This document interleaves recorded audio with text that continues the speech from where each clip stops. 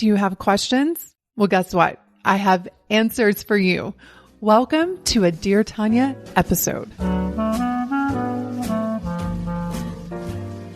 Bonjour, and welcome to the French Kiss Live podcast, where personal development meets style. I'm Tonya Lee, certified master life coach and the hostess of this party, where we explore how to live artfully and well. Each week, I'll be sharing inspiring stories, practical tips, and timeless wisdom on how to elevate the quality of your everyday and celebrate along the way. Let's dive into today's episode. It is time for a community spotlight. This is a part of the show where I get to highlight someone in the community who has benefited from the French Kiss lifestyle. And I just want to say that I think our community is the best. I know I'm a little biased, but the amount of support that I see in this community just warms my heart. I think we believe that women don't support other women. We've had negative situations occur with other women, and we can begin to think it's just not possible for us to find women who really and truly love each other, celebrate each other, encourage each other, and want the best for each other. And I feel like we are that community. And I just want to thank you.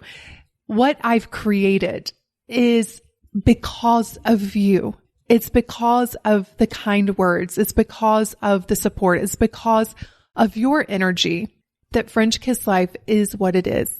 And so a shout out to all of you. I appreciate all of the messages. I appreciate all of the support. I appreciate all of the love. And today I want to specifically appreciate Fabulously Elegant. She wrote a 5-star review on iTunes, and here's what she said. Fabulous and elegant. Tonya has such a sweet and genuine way of connecting with her listeners. She is humble and compassionate while still able to say what she needs to say straightforward. She has a wonderful way of pushing people to be better. I've been listening to her podcast for about 6 months. She has made me realize that I am worth more than I give myself credit for, and that I can completely make over my life to live the way that gives me joy. Over the last 3 months, I have moved to a new country, accepted a promotion at work, and I am now learning to enjoy the process and live in the moment. I still have more goals that I know I will achieve. Listening to the French Kiss Life podcast has helped me calm my mind and has given me peace. Thank you, Tonya, for giving everyone that listens your fabulous words of wisdom. Well, thank you, Fabulously Elegant, which you are, by the way. And isn't it just so much fun to realize that we can make over our lives? We get to decide who we want to be. We get to decide what kind of life we want to live. And then when we give ourselves permission to actually go out there and be that and do that and experience that, it's the best thing ever. Thank you all so much for tuning into another episode, and I can't wait to see you in the next one. Cheers. Well, hey, beautiful friends. Welcome to another episode. How's your day? How are you doing? My friend Melissa and I, she talked me into getting onto Marco Polo. And every morning I get to wake up and see her face. And she usually says, "Hey, what are you doing? What's your plans for the day?" It's such a great way to start the day, knowing that there are people that care about you, people that are actually really interested in your day and your life. And I want you to know I'm really interested in yours. I love it when I get messages on Instagram and Facebook and sometimes via email. And even though I can't respond to every single one, I try to read as many as I can. And it just delights me to hear about your journeys and to just be a part of your life in some way. One of the things that I often get are questions. In fact, I get a lot of them, and I wish I could answer each of them individually. But I like to keep a little folder on my phone, and I take screenshots of questions that have been sent to me. And then recently I put a post on Instagram on IG stories and said, "Hey, do you have a question for me? Because I'm going to be doing a Dear Tonya episode."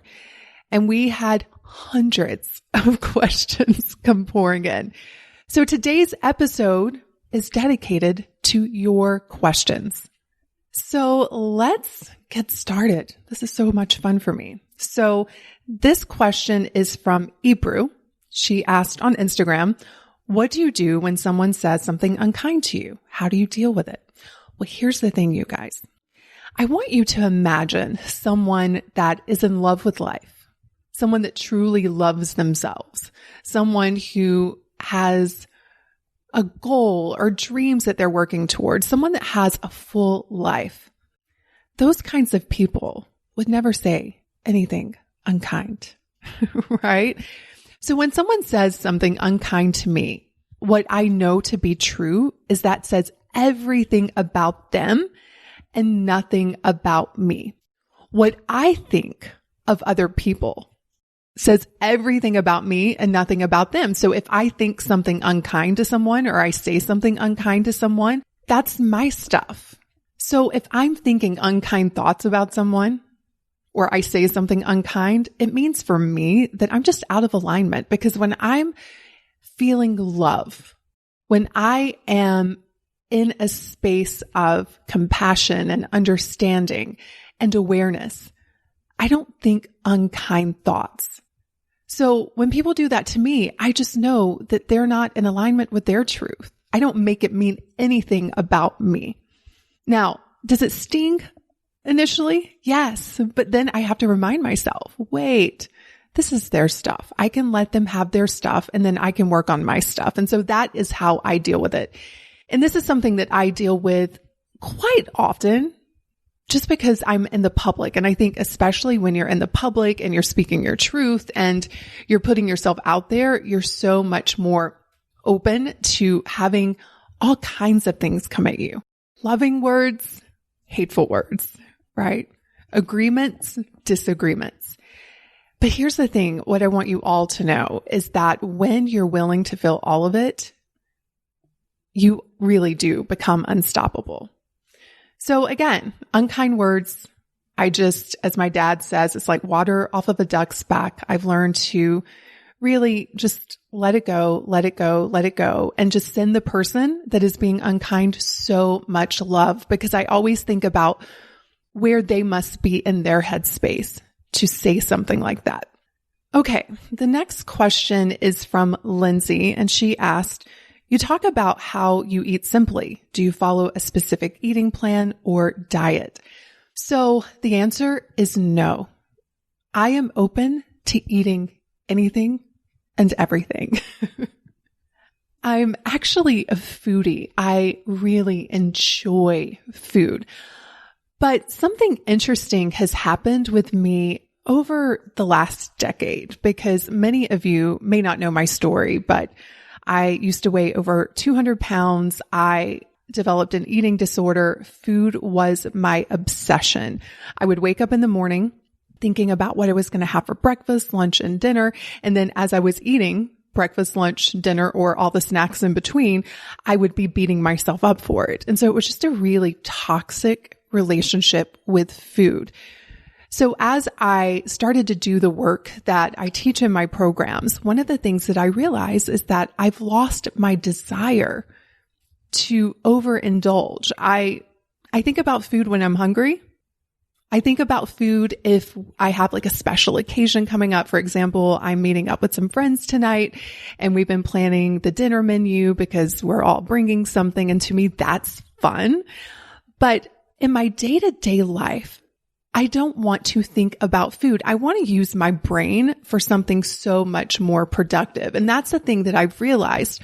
Part of my journey is having dreams and goals that I can focus on. Because as my grandmother used to say, an idle mind is the devil's workshop, right? So when I have specific dreams and goals I'm working towards, I don't want to spend my energy thinking about food. I don't want to have to make decisions about what to eat, which is why in my day-to-day life, I eat very simply. I typically only eat 2 times a day now because I'm just not that hungry. Now in the mornings, I usually have like a bulletproof coffee. Then maybe around 1 o'clock, 2 o'clock, I have things in my fridge that I'll eat. Sometimes I make a smoothie if I'm feeling like something cold and I just want to like dump a bunch of nutrients in my body. Sometimes I'll do a salad. It just varies, but I just have like my staple go-tos in my fridge. And then for dinner, I'll do something simple like a meat and a veggie and whatever's in my fridge. I just don't even think about it that much, which honestly, you guys, is such a miracle. For those of you that struggle with weight and food, you know what it's like. I never thought there would be a day where I would be saying the words that I'm speaking right now. I thought I would always have an obsession with food and I would always sabotage myself with food. So I hope that I can be an example of what's possible when it comes to food.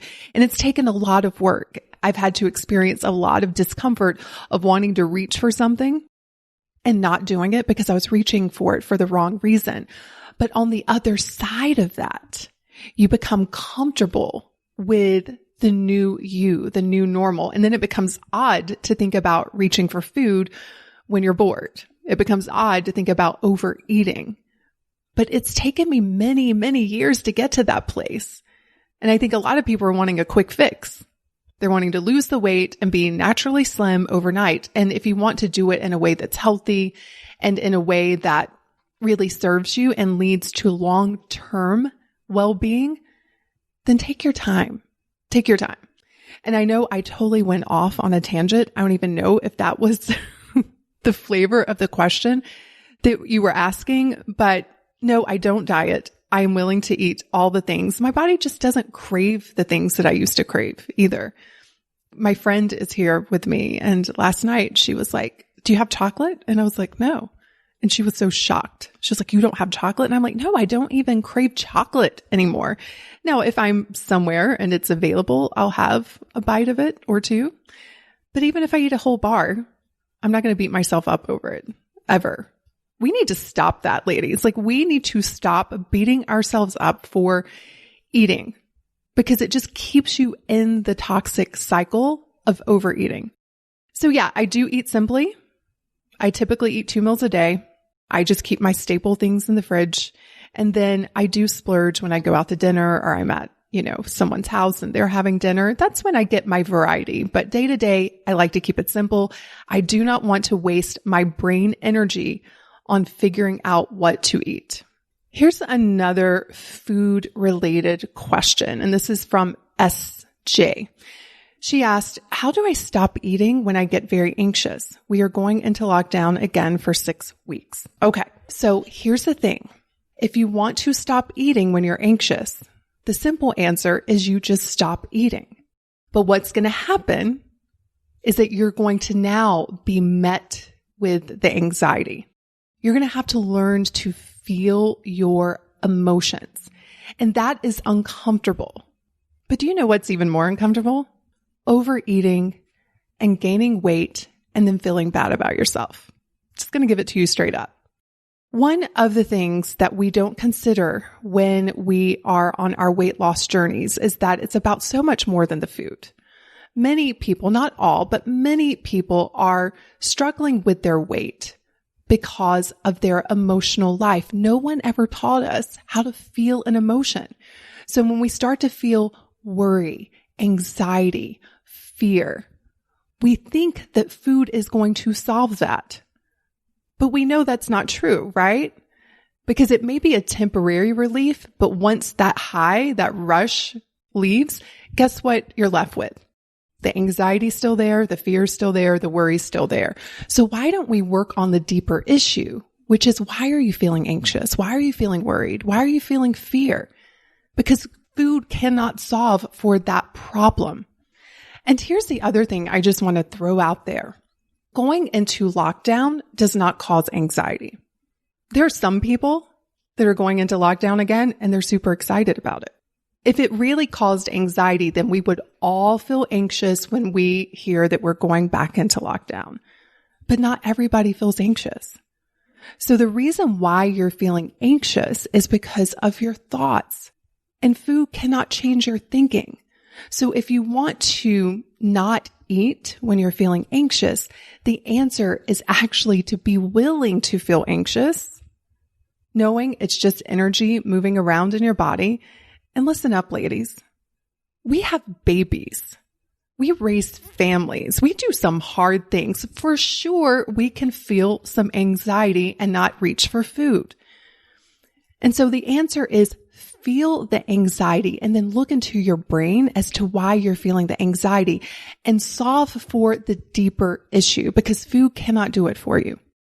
Okay, next question. This is by Rev Nicole. And she asked, I'm working on working less, but having more impact. What insights do you have? So you really need to pay attention to your activities because listen, effort does not mean results. I have so many clients who will say to me, but I'm working so hard. I'm doing so many things, but they're getting very little traction. Why? Because impact is created by focusing on high impact activities. So you can sit around all day and you can piddle on your website and you can do what I call faux working, which I've done plenty of. It's that work where we're busy and we trick ourselves into thinking we're working really hard, but what we're working on really doesn't move us forward. It doesn't have that big of an impact. So the first thing you must do is define what does it mean for you to have a big impact. So many times we throw words around and we never stop to define it for ourselves. So we don't even know exactly what we're trying to do and what we're trying to move toward. And then we don't know if we've actually done it because we haven't stopped to define it. So for me, I know that my goal is to reach 1 million women. That is the impact that I want to have. And so when you know that, you can look at your activities and you can ask yourself, is this moving me forward? Is this in alignment with the impact that I want to have? Because when I think about reaching 1 million women, first of all, I don't know how I'm going to do it, right? Like the how is none of my business. I just have to believe in reaching 1 million women. And then I have to be willing to look at the results I'm getting. What are the activities I'm currently engaging in? And are they moving me closer towards that? And if they're not, I probably don't need to be doing it. So for me, I've discovered that my highest impact activities are, number one, thinking time. And I think we overlook this. We get so into the busy work that we don't stop and just have thinking time to critically think about our lives, about our ideas, about what we want to create. And so once a week, I have a thinking day where I really just sit around and think. I have my journal, I write down ideas, and that gives me so much clarity so that when I am in my work days, I'm so much more productive and effective. The other high impact activity for me is marketing, figuring out how to get my message out to more people. And within that, I will try some things and it will not work. I promise you. But that's good to know. That is probably an activity I don't need to be engaged in, or I need to change my strategy. So marketing is a big high impact activity. The other one is content. I have noticed a direct correlation around consistency with content and the amount of impact that I am having. The other high impact activity for me, and I think this will be really good for you, is building a team. Because if you want to work less and have a bigger impact, you are going to need support in doing that. So on my thinking days, I'm thinking about what kind of support do I need? Where are there holes in the business? What kind of person do I need to fill those holes? And then building and nurturing and growing your team. And then the other high impact activity for me is coaching. I love coaching. I'm an amazing coach. And I say that with a lot of confidence because I coach myself all of the time. And I think that's what it takes to be a really great coach is you have to coach yourself.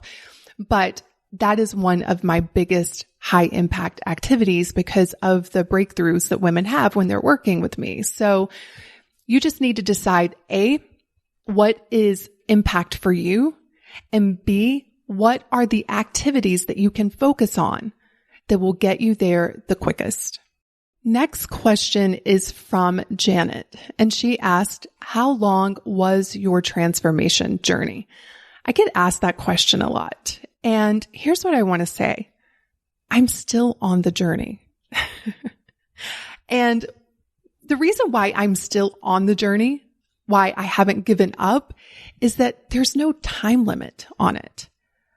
I have fallen in love with the practice of evolvement. And so whenever someone asks me that, I always sense, and Janet, if this isn't the case, I apologize ahead of time, but I always sense that there's some hurry. Like, Tonya, tell me how long it took you so I'll know how much time to give myself. And that hurry, that energy is slowing you down.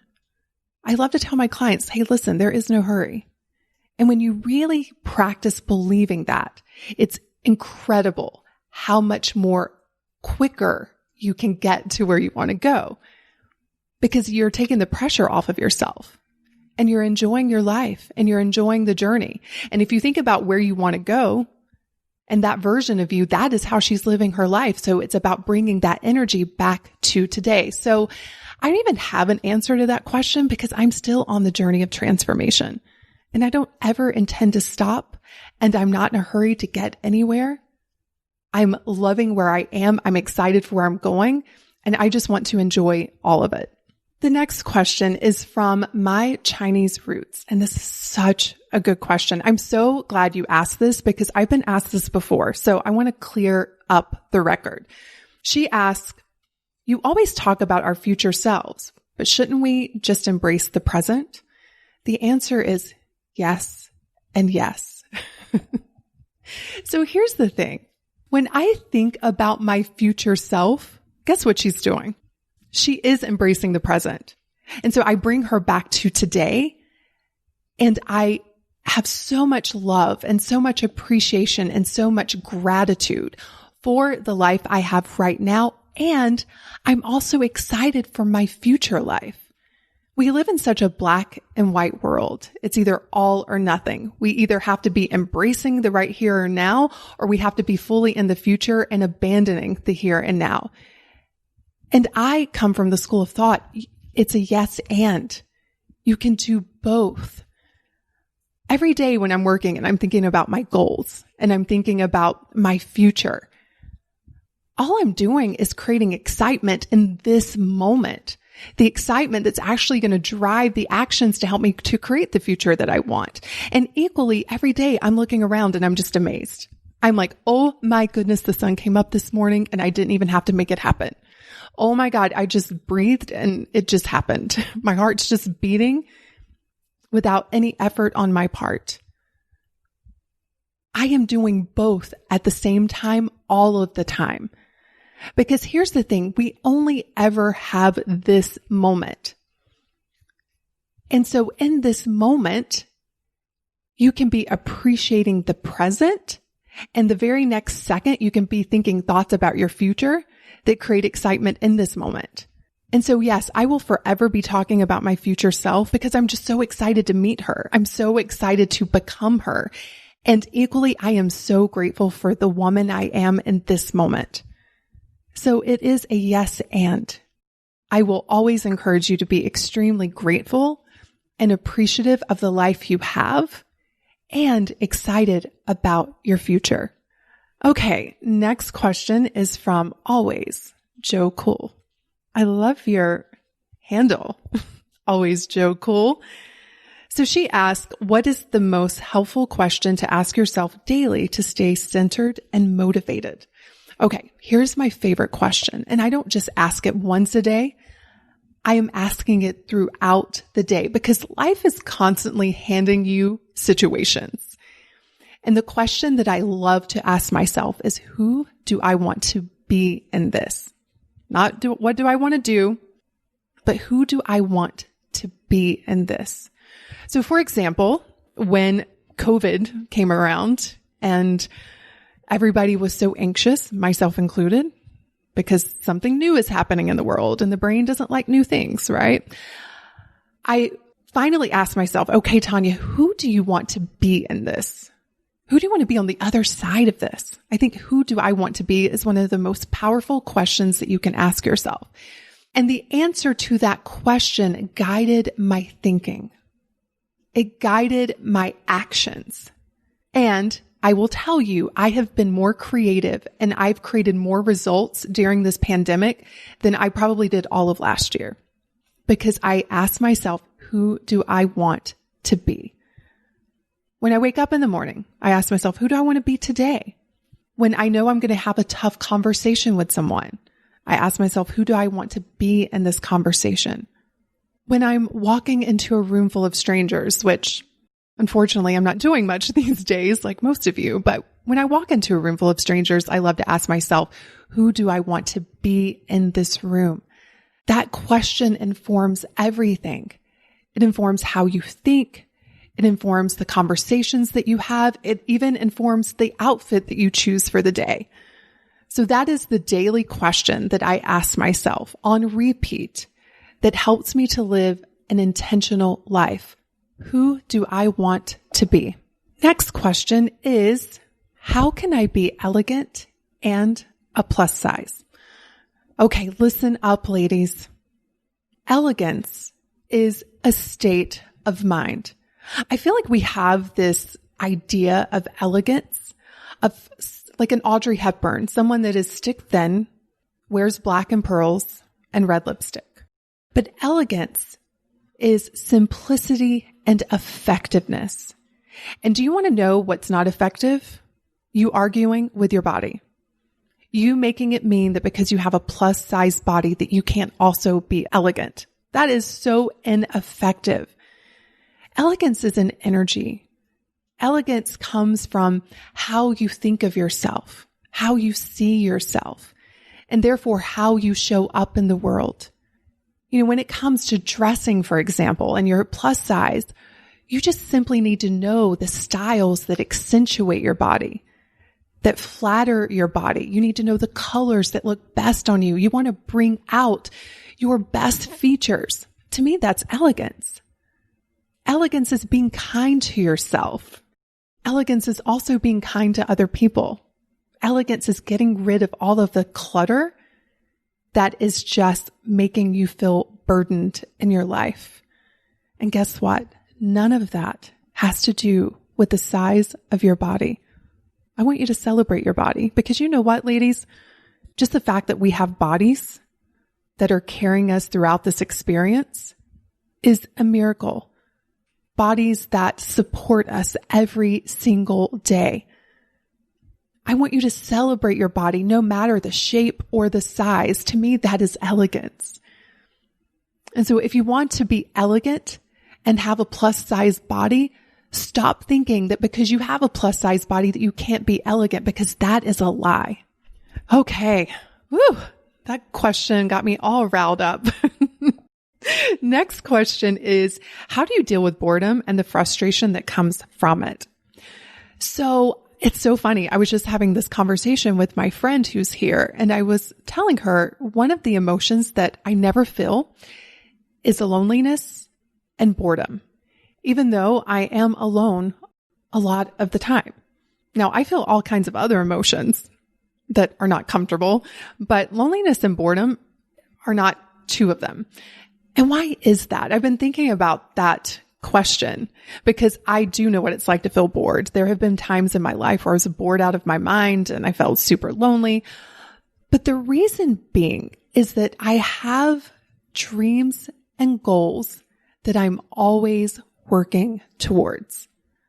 I always have something to entertain my mind. I have things that I love, like reading books and listening to music, and I'm curious about the world.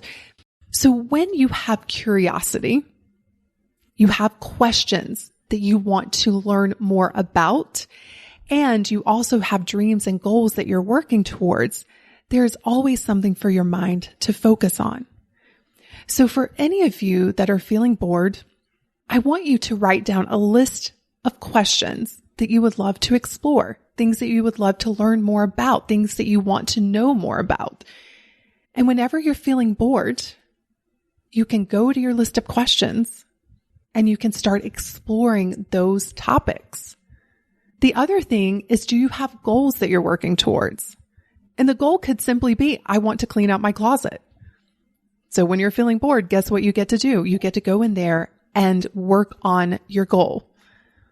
But I have found that when you are curious about yourself and you're curious about the world and you have dreams and goals, boredom is one of those emotions that you'll probably rarely experience. And if you do experience it, guess what? It's just an emotion. It's just a feeling in your body. Be curious as to why you're feeling it. What's your brain telling you that's creating the boredom? Because let me tell you, life is a playground. There's so much out there to explore and to learn and to experience. And so boredom is probably telling you that those things aren't available to you. And what I can tell you is that that is a lie. So be curious, figure out what you want to learn more about, and then set some goals for yourself. Then there will be no time for boredom. Next question is from One Girl Travel, which, by the way, ladies, you have to go check her out. If you're someone who wants to travel and maybe you don't have someone to travel with, or you want to explore traveling alone, Alessia is amazing. But she asked, how do you know when it's the right time to take the leap from the comfort, security to the unknown? And my answer is actually very simple. You just decide. A lot of us are just sitting around waiting for a sign. In fact, the other day, it's funny. I was just joking with myself and I'm like, God, send me a sign. And literally in less than 5 minutes, an airplane with a sign flew by my window. But listen, you all, you just need to decide. And for me, I am always stepping into the discomfort because I'm always wanting to grow. There's always something new that I want to experience or that I want to create. And so for me, I'm always making a decision to step into the unfamiliar and into the unknown. It really is a decision. Is there something that you want that you don't yet have? Then there's your answer. It's time to take the step, to take the leap into the beautiful land of mystery. Because remember, everything that you want and don't yet have is hanging out in that place. Okay, next question is from Des, and she says, help with how I can manage my thoughts around the low carb to not feel restricted. So here's the thing. I am restricted is a thought. And when you think that, you probably feel very restricted. In fact, I used to tell myself that, and I felt rebellious. Because who wants to be restricted? And so when I was feeling rebellious, guess what I would do? Yep, I would go and eat all of the things. So we have to be very mindful with our language. Words are powerful. So if you're walking around and you're saying things like, I am restricted, I am deprived, I'm having to do this isn't fair. You're going to be generating emotions that are going to cause you to do the very thing that you don't want to do, because you did also say that you're feeling better physically. You're not restricted. You're making a choice. You're an adult woman choosing to do something that feels good in your body. You are free to eat whatever you want, but you are choosing to make decisions that serve you, that feel good, that give you more life and more vitality and help you to create the results you want. And if you focus on those kinds of thoughts, guess what you're going to feel? You're going to feel empowered. You're going to feel confident. You're going to feel excited. You're going to feel proud of yourself. I promise you, you will not feel restricted. So for anyone that is changing up how you eat and you're walking around telling yourself that you're restricted, I just want you to know that that is a thought that is not serving you. What would be a better thought that would drive you to feel in such a way that you want to keep doing these things for yourself? So Des, I want you to ask yourself, are you restricted, or are you a powerful, confident woman who is choosing to do things that serve you, that feel good, and that lead you towards what you want for yourself? Big difference, right? Next question is, how to incorporate ease at work, high pressure, corporate environment, controlling management. So I did a podcast called Ease versus Easy. There's a big difference. And one of the things that I say in that episode is that ease is a state of mind. Because if you think the outside world is creating how you feel, what you're going to try to do is control the outside world. And the outside world is uncontrollable. The only person you can ever manage is yourself. And if we think about how hard it is to manage ourselves, why in the world would we ever think that we can manage our boss, the environment, all of the other things outside of us? Now, can you plant yourself in a different place? Of course. But I have found personally that the best way to get to where I want to go is to practice already being there, which means learning to manage your mind. I have actually seen women jump from one job to the next, chasing ease. And the saying is true, wherever you go, there you are. And what I've discovered is that they're putting the pressure on themselves. They are controlling of themselves. And so start with where you are. Let me give you an example. So right now, if you were to look at my calendar, you'd be like, holy smokes, this girl has got a lot to do. But I'm not feeling pressure. I'm not feeling overwhelmed. I'm not feeling all of those emotions that the old me would have felt. Why? Because of my thinking. I just focus on the next thing that needs to be done. I'm willing to do an imperfect job. If people get upset with me, I know I can't manage that. I can only manage my thoughts around it. And so by managing my own mind, I am able to access more ease.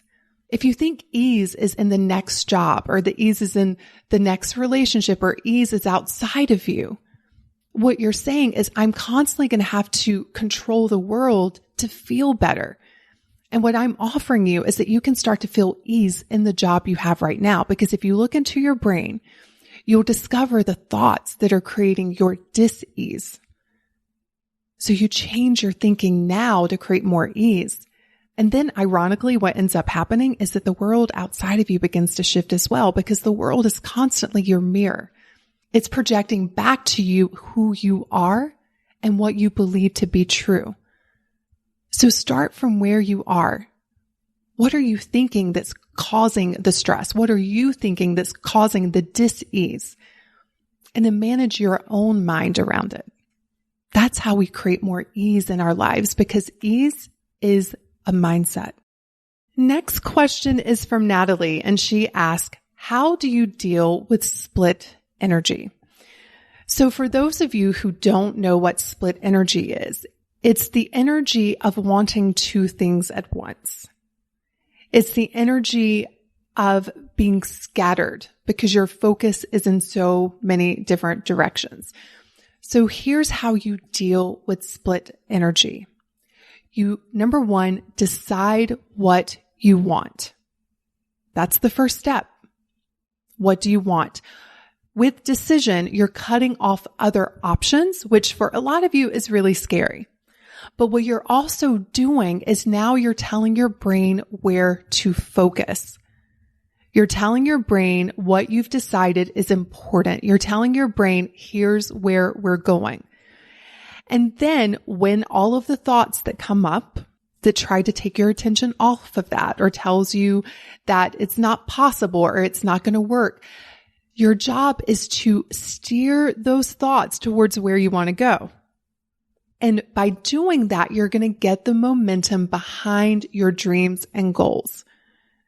Split energy is destroying so many different dreams.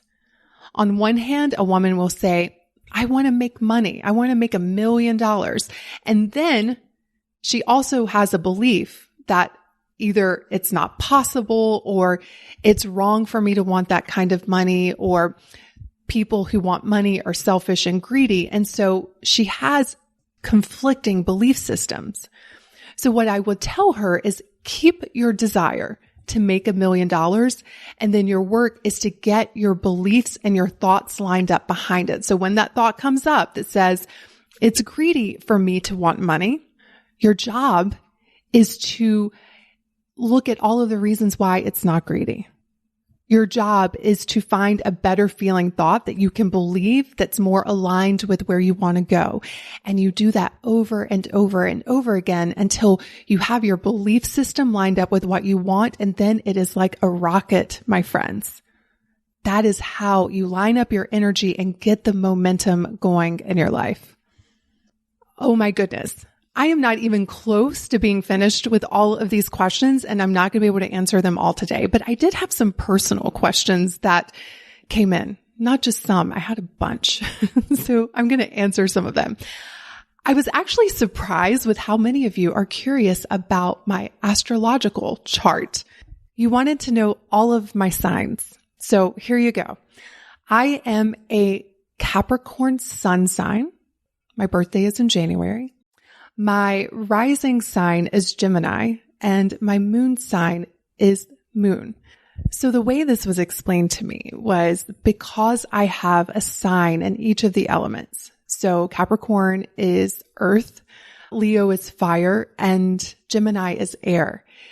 I'm very grounded, meaning I got my roots into the ground. I am the mountain goat. I am determined to climb that mountain. But I'm also a dreamer, right? My head's in the clouds. I'm always thinking about what's next and my vision and my dreams and my goals. And then you throw in the fire and I'm passionate. So here I am, the mountain goat. I'm sorry. I just don't see myself as a mountain goat. But then when I really think about how I am in my life, I totally get it. But I'm the mountain goat that's just taking one step at a time, and I'm climbing up the mountain, and I'm excited to get to the top, but I'm also passionate about the journey. So yeah, that's how I see my 3 signs and how they work together. Another question that I had several of you ask me, and it's a question that I've been asked a lot, is about my accent. Many of you want to know how I changed it. So if you're new to me and you're new to the podcast, you may not know that I grew up in the deep South in the Bible Belt. And I always say there's a difference between a Southern accent and a country accent. I had a country accent. I could draw out a 1-syllable word into about 6 or 7 syllables. So for me, when I started to work as a nurse and I started to work in hospitals outside of the little area that I grew up in, I started to hear different accents. Because here's the thing, when you're in something, you don't even know you're in it. I just thought really everyone spoke that way except people on TV, right? And so I started to hear different accents, and then I also started to be made fun of. Which when you're young and you're impressionable, it's really hard. I'll never forget being in Colorado and I was on a shuttle in Keystone Resort. And this gentleman overheard me speaking, I think it was with my parents because I was on vacation with my mom and dad and my brother and a bunch of family. And he looked at me and he was like, "What planet are you from?" Now, looking back, I realized that he was just trying to be funny. But for a young woman, I took that as something is wrong with me. Sometimes people would ask me to repeat myself because they couldn't quite understand what I was saying. So I decided that I wanted to change my accent. And as I'm talking, I'm realizing this could be an entire podcast in and of itself, but I'm just going to keep going.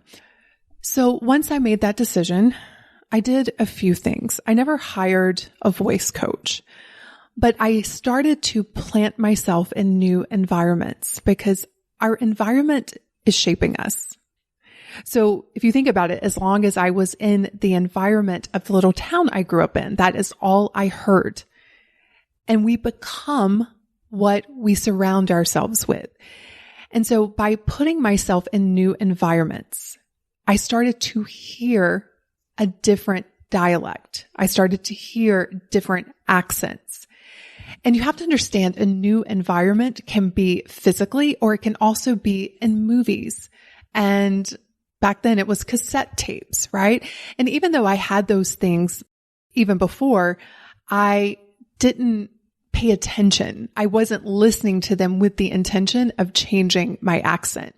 So I put myself in new environments, and then I started to practice. I would listen to Meryl Streep because I thought she had like the perfect English accent. So I would listen to her and I would stop and I would try to repeat it the way Meryl had repeated it. And over time of practicing a new accent, eventually I didn't have to practice anymore. I just woke up one day and I'm like, wow, this is just how I speak. But do you know what's interesting? Like when I go back home and I'm there for a few days, it comes out again. Even now, I'll say certain things that people will say to me, oh, now I hear the Southern accent, which I actually love. I love a Southern accent. But you know what? We get to decide who we want to be. And I decided that I didn't want a Southern accent anymore. And so I changed it. The hardest part of all of that was the backlash from the people that I grew up with. Because of course they were like, oh, look at her talking all fancy. She thinks she is the hot tamale, right? Like people were very judgmental when I started to change my accent. Even now when I go back, sometimes people will make fun of me and that's okay. I don't care. You know what matters is that I like me and that I like my accent. That is the only thing that matters. So yeah, if you want to change your accent or anything else about you or your life, guess what? You get to do that. The only thing that matters is that you like your reason. That is the only thing that matters. So yeah, that's how I did it. And it was a process. It's not like I woke up one day and I'm like, oh, look at me sounding all like Meryl Streep. No, it was just practice day in and day out and just paying attention to how I was coming across and the words I was saying and correcting myself with love and gentleness and kindness. And over time, voila, this is the voice of Tonya. Last question. I had a lot of style questions and I'm realizing that maybe I should just do a separate podcast on that. But a lot of you that follow me on Instagram and you've been watching my stories, you've asked me about my lashes. And I promised you that I would tell you all about them. So, gosh, was it about 3 weeks ago? I decided, you know what? I am going to go get lash extensions. Never had them in my life. In fact, every time people would talk about them, I would be like, ew. Only because I didn't want to go and spend that much time getting my lashes done because it is a time commitment. The initial application takes about 2.5 hours. And then when you go back for refills, it's about an hour. But I don't know what's been happening with me, you all. It's almost like I'm in this midlife. I'm not going to call it a crisis. It's not a crisis. It's like a midlife awakening where I'm like, why not? Why not go get lashes if I'm curious about lashes? Why not just do what I want to do? Because when you've raised children and you've been running a business and you've been taking care of your parents and you've been just doing all of the things that we tend to do up until midlife, you get to a point where you're like, you know what? It's my time. And I'm definitely in that stage. And so part of that is I'm going to go get some lashes. And so my daughter's friend actually does lashes. And so I called her up and I'm like, I want to come in and get lashes. And I had no clue what kind of lashes. I just went in there and I'm like, just make them look amazing. And so she did. In fact, it was sort of shocking when I looked in the mirror after she did them. I'm like, whoa, it was a little bit too much, but she assured me that some were going to fall out and they weren't going to be as thick. And she was right. And let me tell you all, I am so in love with lash extensions. Am I going to keep them forever? I don't know. But right now, I'm a convert. There's something about just waking up and having lashes that just changes everything. And I also love that I'm not wearing as much makeup. I'm not wearing as much eye makeup. I don't feel like I need it because I've got lashes now. So I asked her, I said, okay, my ladies are asking me what you're doing because I don't know. And so she gave me the lowdown on what my lashes consist of. So apparently I have Russian lashes. And the way she explained it to me is that these are ultra fine synthetic mink lashes that, because they're so much thinner, they're able to apply more lashes to each natural lash. And because they're so lightweight, they can last a lot longer than regular faux lashes.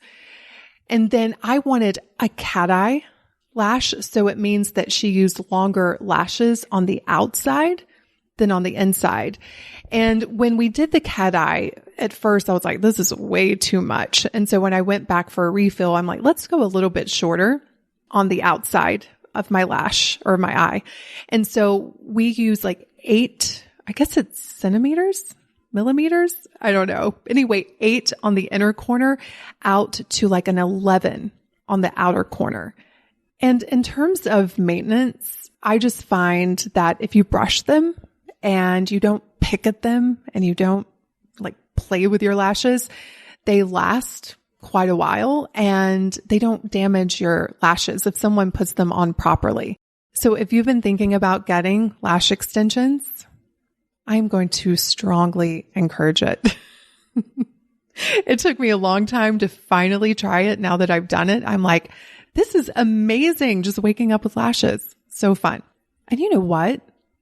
We only have one life. Shouldn't we do those things that we want to do?